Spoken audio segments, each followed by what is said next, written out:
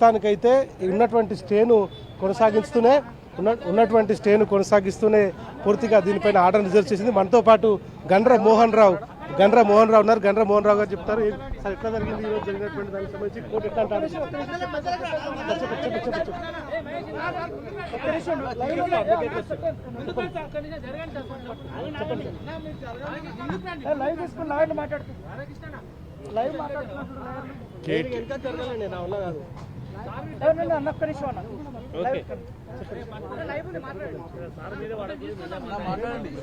కేటీఆర్ గారి మీద registration ACB registration FIR ఏందో దాని మీద వాదోపవాదనలు ఈరోజు హైకోర్టులో ముగిసినాయి.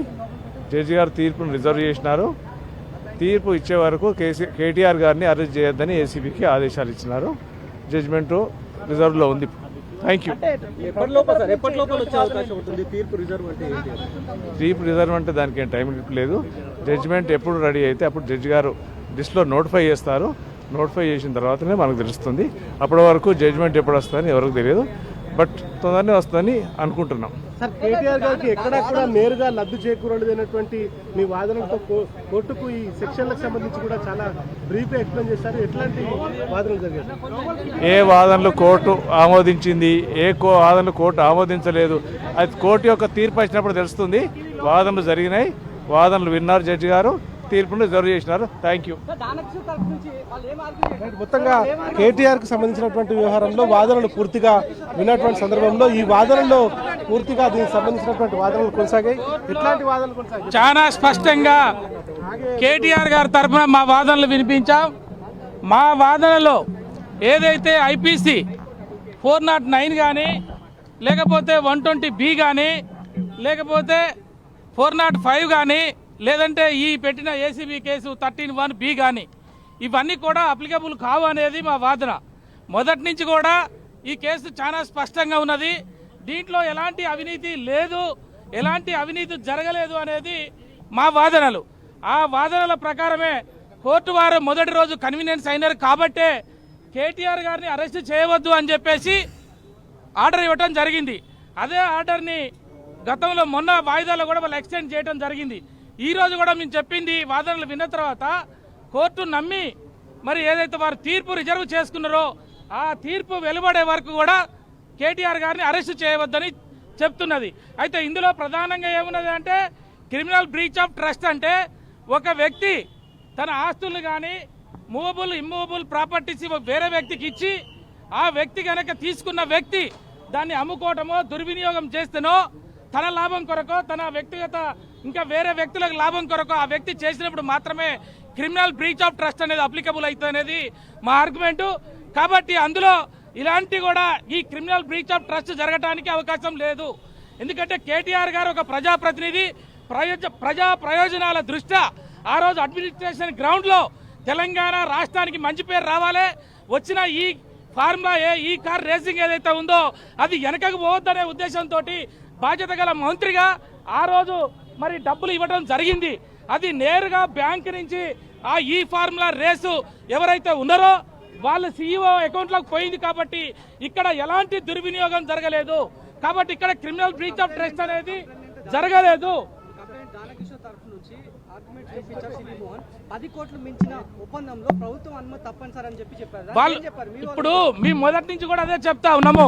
కేటీఆర్ గారు ప్రెస్ మీట్ పెట్టి కూడా అదే చెప్పారు. మా ఆర్గ్యుమెంట్ కూడా అదే చెప్తున్నాము. వాళ్ళు ఎఫ్ఐఆర్లో ఏ సెక్షన్లు అయితే పెట్టిర్రో ఆ సెక్షన్లు అప్లికబుల్ కావు. కాబట్టి ఎఫ్ఐఆర్ని దీన్ని క్వాష్ చేయమని మేము అడుగుతా ఉన్నాం. ఇప్పుడు కూడా మళ్ళీ చెప్తా ఉన్నాం, ఇందులో ఇనార్డినెన్స్ డిలే ఉన్నది. సంవత్సరం తర్వాత ఎందుకు పెట్టారు ఈ కేసు అనేది?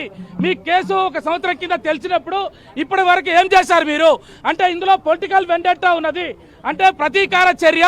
మీరు ఆ ప్రభుత్వం గత ప్రభుత్వం తీసుకున్న నిర్ణయాలు కానీ మిగతా అడ్మినిస్ట్రేషన్ గ్రౌండ్లో ఏదైతే ఈ తెలంగాణ రాష్ట్రానికి మంచి పేరు రావాలని తీసుకున్న కేటీఆర్ గారి నిర్ణయాన్ని కేసీఆర్ గారి ప్రభుత్వాన్ని తప్పుదోవ పట్టించాలని ఈ ప్రభుత్వం ఒక ప్రొసీజరల్ ల్యాబ్స్ అడ్డం పెట్టుకొని కోడిగుడ్డు మీద ఈకలు వీకటానికి ప్రయత్నం చేస్తూ ఉన్నది. కానీ ఇక్కడ లంచం ఇచ్చినోడు లేడు, లంచం తీసుకున్నాడు లేడు. ఇక్కడ నమ్మి ఆస్తులపై చెప్తే ఆస్తుల్ని వ్యక్తిగత స్వార్థాలకి వాడుకున్న వాళ్ళు లేరు, లేదంటే తన సొంత లాభం కొరకు ఇతరుల మీద ఇచ్చిన వాళ్ళు లేరు. కాబట్టి 409 కానీ 405 కానీ అప్లికబుల్ కాదు. అదేవిధంగా ఏసీబీలో ఉన్న 31 బి కూడా అప్లికబుల్ కాదు.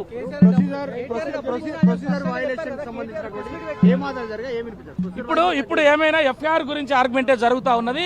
ఆ ప్రొసీజరల్ ల్యాబ్ గురించి ఏదైనా ఉంటే వాళ్ళ తర్వాత జడ్జి గారు విన్నారు, వాళ్ళు ఏం చెప్తారనేది చూద్దాం. కానీ ఇక్కడ ఎఫ్ఐఆర్ కంటెన్షన్, ఈ కంటెన్షన్ ఏంది అంటే ఈ సెక్షన్లు ఏదైతే ఉన్నాయో అవి అప్లికబుల్ కావనేది. మేము వేసిన కేసు ఆర్గ్యుమెంట్ చెప్తే వాళ్ళ నుంచి ఆన్సరే వాళ్ళు అపసోపాలు పడతా ఉన్నారు.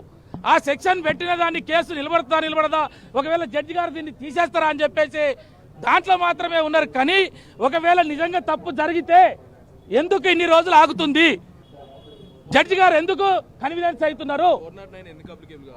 అదే చెప్తా ఉన్నాం కదా, ఒక వ్యక్తి యొక్క ఆస్తులు ఇంక నీ మీద పెడితే నువ్వేమైనా నాకు నష్టం చేసేట్టు కానీ నాకు తెలియకుండా వాళ్ళ ఒక పొలిటికల్ వెండెట్టా అంటున్నాం మేము. మళ్ళీ మీరు నేరుగా చెప్తా ఉన్నాం, ప్రభుత్వానికి సంబంధించినటువంటి ఈ నిర్ణయం తీసుకున్నది అడ్మినిస్ట్రేషన్ గ్రౌండ్ లో. ఇక్కడ అకౌంట్ల నుంచి డబ్బులు బ్యాంకు నుంచి నేరుగా ఆ సీఈఓకి వెళ్ళాయి. ఈ ఫార్ములా రేజు కాబట్టి ఇక్కడ ఎక్కడ దొంగతనం కానీ, లంచం కానీ, మరి క్రిమినల్ బ్రీచ్ ఆఫ్ ట్రస్ట్ కానీ ఇవి లేదనేది మా వాదన. ఫస్ట్ నుంచి కూడా మేము అదే వాదన చెప్తా ఉన్నాం.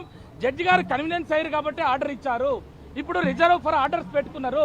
ఆర్డర్స్ ఏమొస్తాయో అది తెలిసే వరకు మేము కూడా ఏం మాట్లాడదలుచుకోలేదు. కానీ ఇక్కడ సెక్షన్ అప్లికబుల్ కాదనేదే మా కంటెన్షన్, మా argument.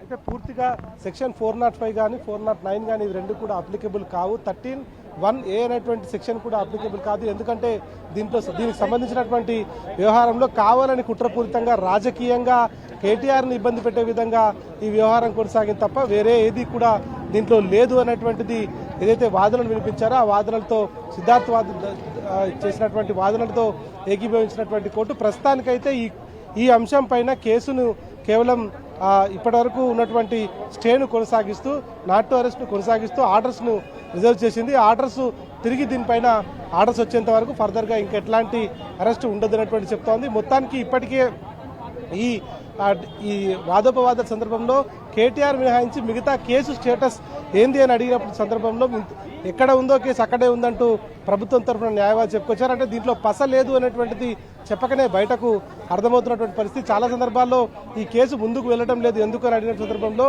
KTR not to అరెస్ట్కు case ముందుకు వెళ్ళకపోవడానికి ప్రాబ్లం ఏంది అని కూడా జడ్జి అడిగినటువంటి సందర్భంలో ఎక్కడ కూడా వాళ్ళ దగ్గర సరైనటువంటి సమాధానం లేక కేవలం ఎఫ్ఐఆర్ రిజిస్టర్ చేసినటువంటి 20 రోజుల తర్వాత కూడా ఇంతవరకు ఎట్లాంటి ఆధారాలు కోర్టుకు సమర్పించలేక కౌంటర్ ఫైల్ చేసిన సందర్భంలో దానిపైన రిప్లై ఇవ్వడానికి కూడా చాలా రకాలుగా ఇబ్బంది పడుతున్నటువంటి పరిస్థితి కనిపిస్తోంది. ఈ మొత్తం వ్యవహారంలో ఇరువురి వాదనలు ఉన్నటువంటి ఉన్నత న్యాయస్థానం ఎట్టికేలకైతే కేసుకు సంబంధించి ఫర్దర్గా కేసును నాట్ టు అరెస్ట్ ఇంకా ఏదైతే ఇంటర్మ్కు సంబంధించినటువంటి ఆర్డర్స్ ఉన్నాయో అవి ఇంప్లిమెంట్ కొనసాగుతాయని చెప్తూనే ఈ కేసుకు సంబంధించినటువంటి రిజర్వ్ చేసినటువంటి ఆర్డర్స్ ఏవైతే ఉన్నాయో కేసు ఆర్డర్ను రిజర్వ్ చేస్తూ ఉత్తర్వులు జారీ చేసింది. మొత్తం ఈ వ్యవహారంలో ఏసీబీ అధికారులు ఏవైతే చెప్పారో దాంట్లో ఎక్కడా కూడా సరైనటువంటి ఆధారాలు సమర్పించకపోవడంతోనే కోర్టు నిర్ణయం తీసుకున్నట్టుగా తెలుస్తోంది. ప్రస్తుతానికి ఆర్డర్ను రిజర్వ్ చేస్తూ ఇంటర్మ్ ఏదైతే ఉందో దాన్ని ఎక్స్టెండ్ చేస్తూ ఈ కేటీఆర్ సంబంధించినటువంటి అరెస్ట్ ఏదైతే ఉందో దాన్ని